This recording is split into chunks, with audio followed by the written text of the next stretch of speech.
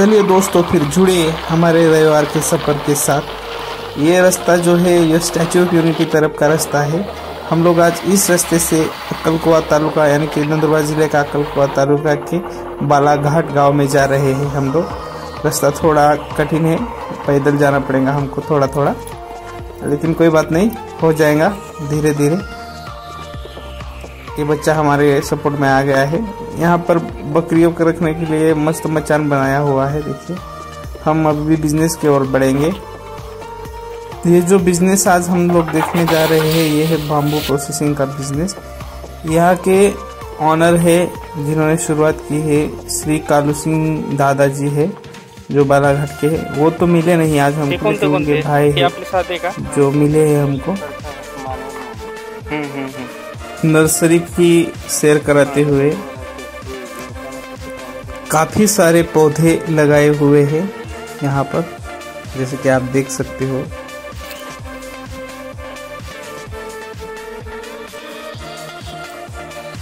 नमस्ते, सफर रविवार का मैं आपका सबका स्वागत है। आज हम लोग कालू सिंह दादा के यहाँ पर एक नर्सरी है, बाम्बू की अलग अलग वैरायटी यहाँ पर तो बाम्बू की वैरायटी है। और ये लोग साग के पेड़ और ये अच्छे से कर रहे हैं। ये लोग कोई ऑर्गेनाइजेशन ने भी सपोर्ट किया है और प्रकल्प ने भी उनको सपोर्ट किया है। तो आज मैं ये देखने आया था कि मैं क्या सपोर्ट करता हूँ और आप भी कैसे सपोर्ट कर सकते हैं। तो इनका एक यूनिट है यहाँ पर बना हुआ नर्सरी का। तो हम और आगे ये बाम्बू से प्रोडक्ट बनाए हैं वो देखेंगे। चलो तो आगे। काफी सुंदर गांव है, आप लोग देख सकते हैं।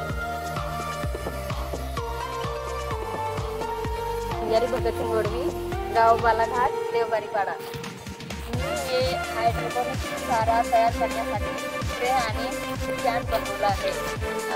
उन्हाळ्यात बकरींना हिरवा चारा कसा मिळावा, तो स्वतः कसा तयार करावा यासाठी ते ट्रे बनवला आहे। ट्रे नंतर कणगी बनवतो, नंतर टोपल्या असं या ठिकाणी तयार करतो। मार्केटमध्ये केली जाते। आतापर्यंत किती विकलं आहे अंदाजी?